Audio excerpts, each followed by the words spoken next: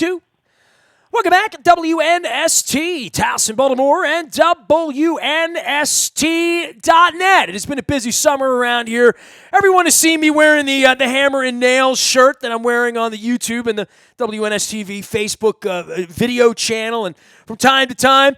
And this guy's been in my life for going on 2 decades. I think going back to summer, not youth. What's the word I'm looking for? Community, recreation, sports, and softball, and kickball, and football, and flag football, and volleyball. Brad Beutel did that downtown many years ago. I've known him from around town, seeing him at sporting events, talking sports, seeing him out at local refreshment establishments as well, and now being a partner in what we do here with Hammer Nails, and also doing some SEO as well. Dude, we do bump into each other, right? Like, we were in the same room together at a Depeche Mode tribute show last Friday night and didn't realize it until the show was over, right?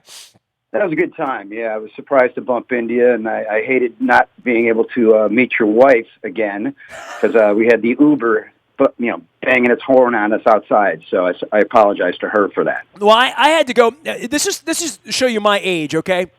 I'm there with one of my lifer friends, Ron West, who I grew up with, who was the keyboard player in my band 20 years ago.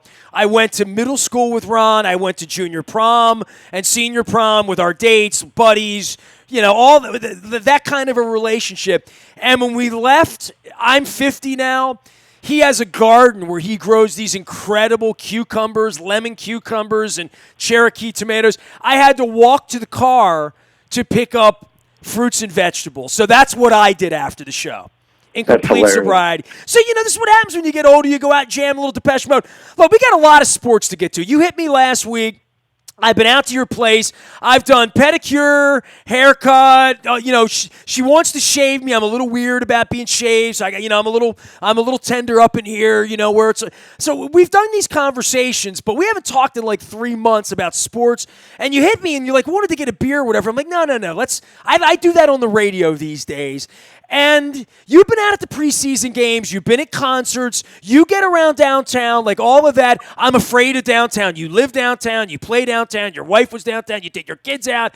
We are the people trying to keep Baltimore together, the Baltimore positive people. But, man, it's rough watching a preseason game with no one, right? It's rough having no one at the stadium, the baseball stadium, for anything, not even Yankees and Red Sox games, other than Billy Joel, right? Like, it's been that kind of a summer, but we've been kicked in the teeth by the president, everything that's going on here.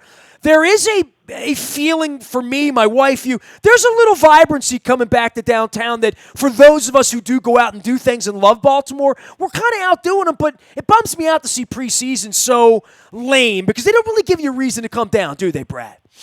Not really. The preseason needs to be done away with.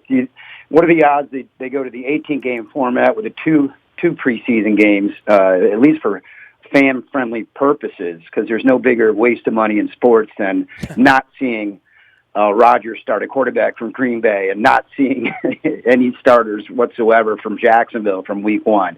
And I'm still paying full price and $9.50 for draft beers and whatnot. So why did that not piss us off so much 20 years? Maybe it's because PSLs and happy to have a team. And, you're not a Baltimorean, but you become a Baltimorean, right? I mean, like, you weren't birthed into this sitting around waiting, watching the Colts, crying and all. That was me. But somehow, some way, you became sort of a purple guy, right? And I think anybody that was around here sort of felt a line that, well, this is just sort of the part of, it's like paying the cover charge, right? Like kind of sort of to get into the bar, you had to pay the preseason.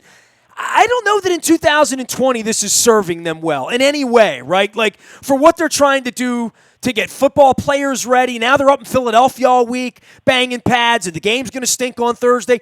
It really does feel like the fans are finishing last in this case, and maybe the players should finish first, right? Like the whole exercise is to get football players ready to play football, right?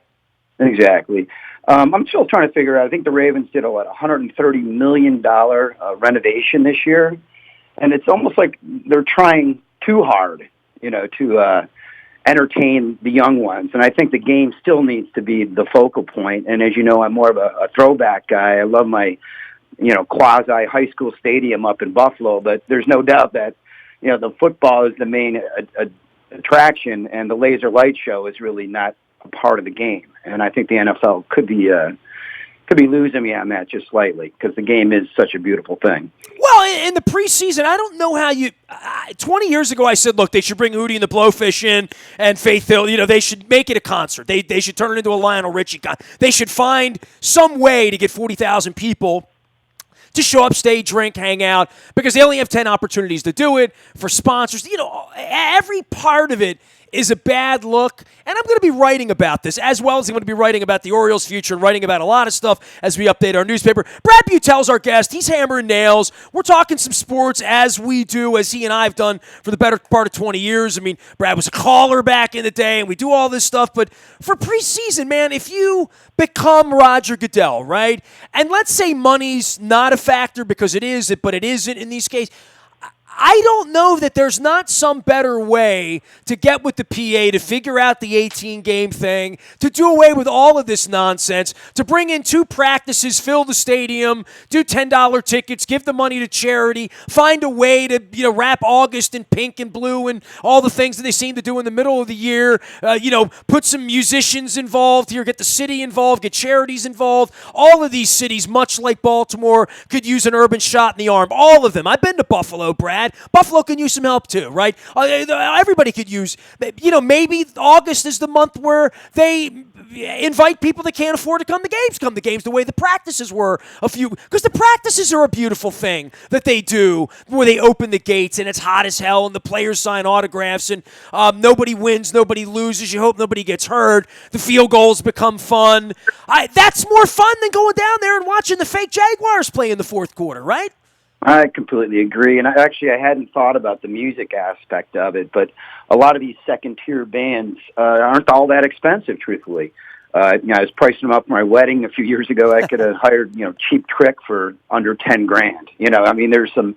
There's some names out there. Not anymore. You know what? It's almost like the Pete Rose card. They put Hall of Fame next to it now. Joan Jett was $225 with Hart at Merriweather. And it wasn't just it was $225; it was sold out. I'm like, wow. Joan Jett and Hart have really moved to another level when they're a $250 night. Well, she's originally from Montgomery County, so maybe we didn't get the hometown discount. But, I hate myself for look.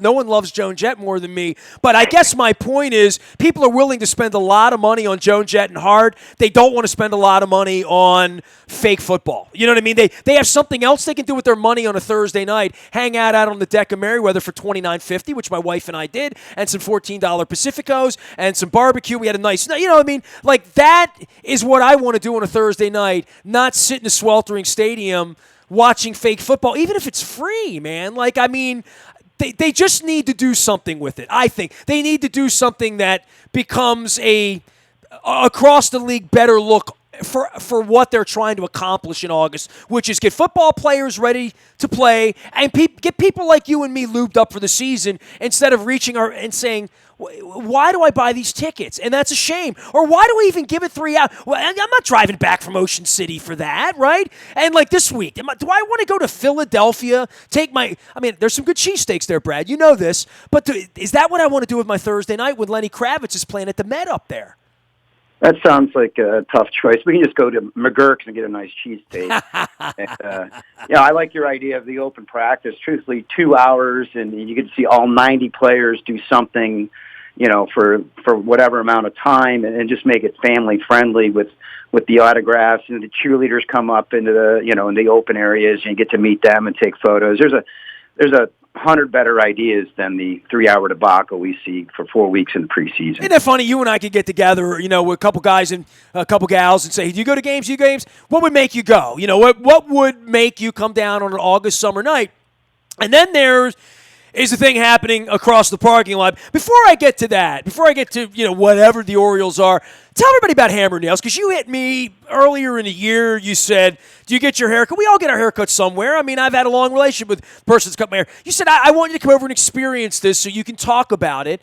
And, I experienced it. And it's in Owings Mills. It's right at a subway stop. There's easy parking. There's a great breakfast place. There's all the, you have a bar. You have a pretty interesting concept for what the new sort of man cave and where I want to go get my hair cut or where I want to get a manicure or pedicure, right?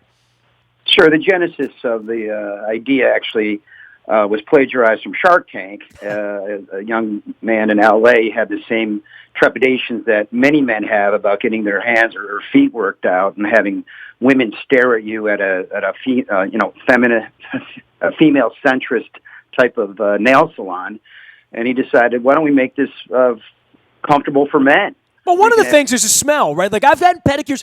Look, I got married to my wife. Back when I'm courting my wife, she wanted to get pedicures. She thought it'd be fun. We had a bottle of champagne the first time. Then we took sangria, at the mall. But it was always the smell, right? Like, it didn't smell like Aquanet. It smelled like chemical. It had a smell that it makes it less than enjoyable. It almost makes the drink you drink taste like, nail polish, right? And that's what's not allowed in our place is nail polish remover or polishes at all. But we do welcome women, and we do have probably a 5 to 10% female thing. But again, no chemicals in the place whatsoever. And the other thing is you get to tune in with your own, favorite sporting event or TV show with your own private headsets or remote control, and we don't bludgeon you over the head and make you watch, Sex in the City till you throw up at, like your normal Federal Hill nail salon. You're truly a man cave nirvana in the back where the manicures and pedicures and the bar is located, but also full barbering up front. And we also treat beards. We can color your hair, and starting next month, we're going to be starting steams and facials for the first time. So our menu is beginning to grow, and we look forward to having all men, all women buy gift cards, come out, make your feet look good, and then before you step in those flip-flops for vacation, stop by Hammer and Nails first. Make sure you don't embarrass yourself. Well, I'm always sort of in and out, right? Like, 'cause I'm always on a schedule. And Faith sort of knows that, and but I really need to come out there one night where there's like a game on, like a destination Saturday afternoon, build it around like watching the Terps or so, like that would be more my jam coming up here. So I'm gonna be like looking for the next appointment. Got to get my hair cut next week. I wear the hat. By the way, I'm wearing my Roberto Clemente hat with your Hammer and Nail shirt. Is that okay? Can you approve the 85th birthday of the great one, Roberto Clemente? Is that cool? I think that's very tasteful. Thank you, Nestor. Wait, man, I'm all about it. But once football season starts, I'm going to work on this. All right, we got to get to baseball. You've heard all of this. You've been a part of this. You love baseball. You've loved the Orioles. You've lived here for half of your life and a couple of decades to remember what 3.6 million people look like. And I think you and I have had conversations that the Orioles' appearance and largesse downtown made you attracted to Baltimore because it was such an energetic place during that era, right? Yeah, I lived on, my first place in the city was on West Barry, and I could open up my sliding glass door and just listen to the games live. It was 2 blocks away, and I actually missed those days. But What year was that? The first year they moved in, I think, is 92 or is 90. Wow. I lived there in 92. Man, of all the people I know to sort of fly in and become a Baltimorean, if you flew in and became a Baltimorean in 1992, right, like the promise of that warehouse in the stadium, and we were never going to get a football team, and then we got one, like to see what this city has blossomed into, right? Like, to see that makes you believe in the city, right? And it makes you believe like the baseball team could be great again if it were a watered plant, right? Instead of one that didn't get any sunlight. Yeah, I mean, just look at yesterday. The O's were up 6 runs, and they can't keep a lead like that. It gets a little disheartening. And I remember you saying at the start of the season, you're going to find out what 300 baseball looks like, and we sure are tasting it right now, and it's kind of bitter. He is Brad Beutel. It is Hammer and Nails. As far as the future of the team and what happens, it's 2 years left on the lease. We've been talking about this. The notion that they're going to Nashville, okay, is it far-fetched? Maybe, maybe not. Depends on who owns the team next. Depends on what happens to the current owner, when he dies, what's up with the state, where is the family, where's the league, where's the Players Association, where are the fans, and where are the businesses, where are the WNSTs and the Hammer and Nails and, the people that I do business with in buying club seats. skyboxes. The things that fuel the engine of a sports franchise is money. And you know this because you're a sports fan, Brad. You travel around. You get to a Yankee game now and again. You go up to Philadelphia. You go down to D.C. You go to concerts. You pay $15 for a beer. You know what the value in your night is, and you know how much you love baseball. When the Orioles get well again, the cost of going to an Orioles, they need to attract more different, new, old, in our case, fans to get people back at that price point. There just needs to be a different kind of energy around the franchise than, hey, our farm system's good. One day Adley Rutschman will be here. I don't know that that's going to be good enough.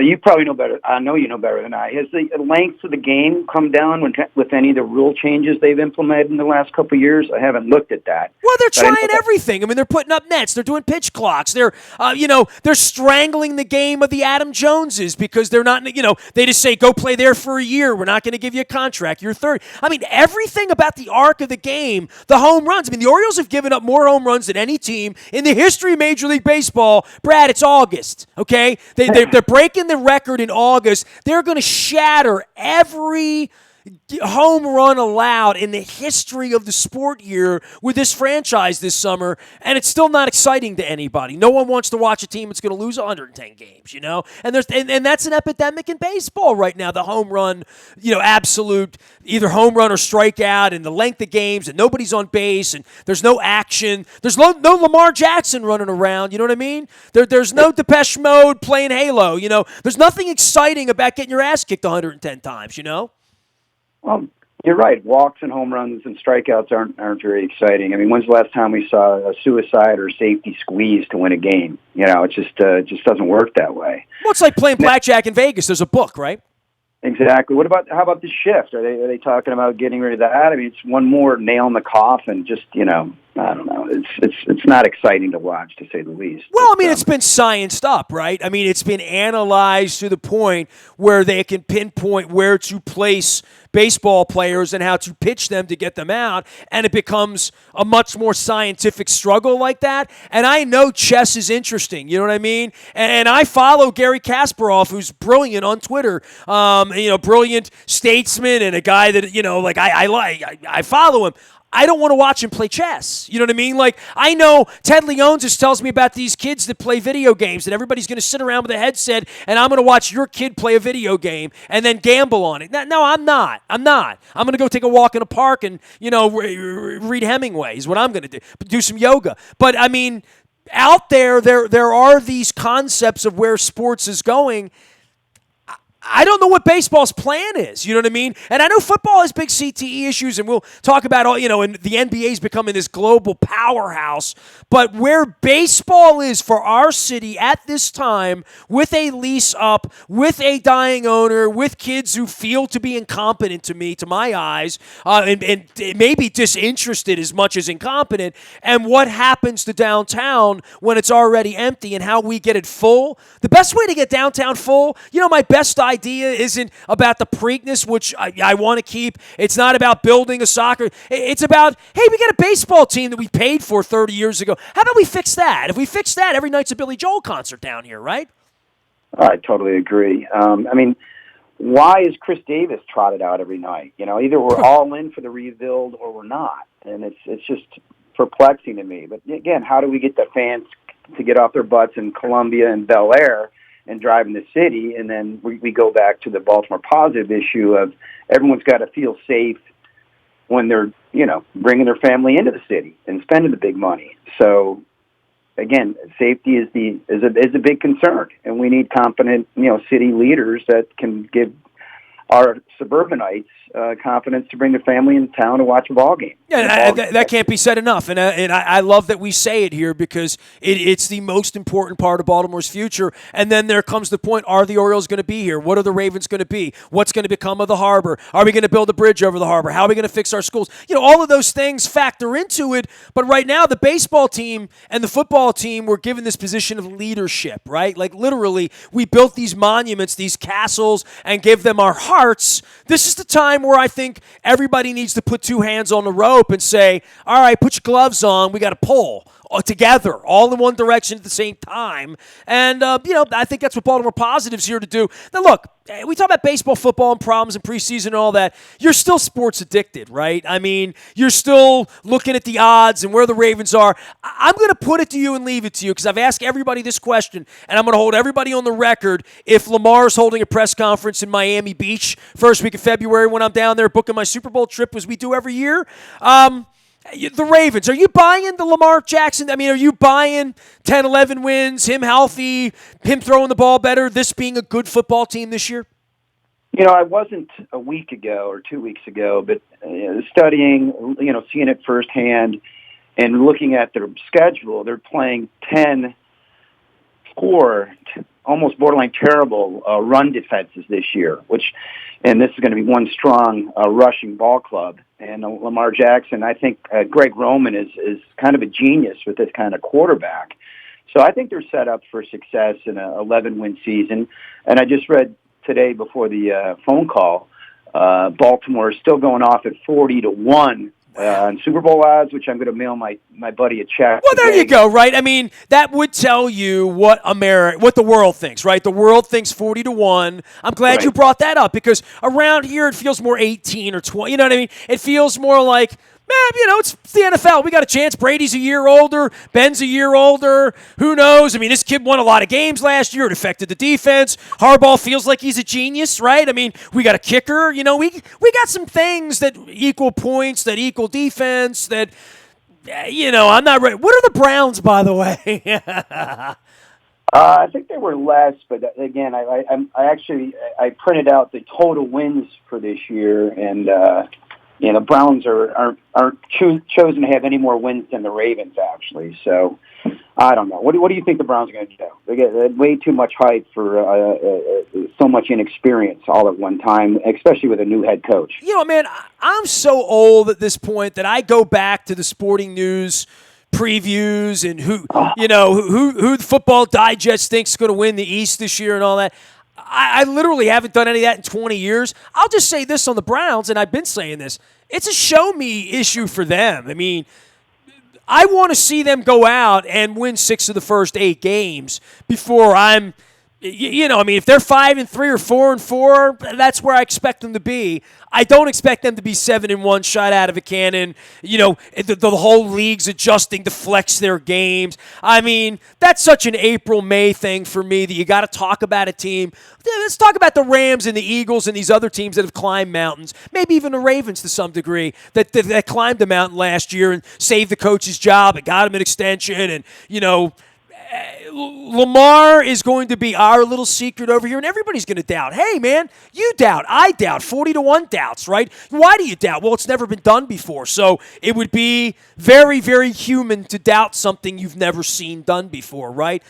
He's got to stop running into linebackers, that period. I mean, and until I see him start the hook slide and roll out of bounds, and I know that's not his game, I think he's going to be susceptible to getting hit. Now, that being said, in the modern era, nobody's going to be Jim McManning him up, right? But I saw the way Kiko Alonso hit Flacco a couple years ago, and I saw the way Paxton Lynch got his head taken off, in a completely crazy August game, that Lamar's going to get hit like that at some point. And when he does, we're not going to think this is such a good idea anymore, right?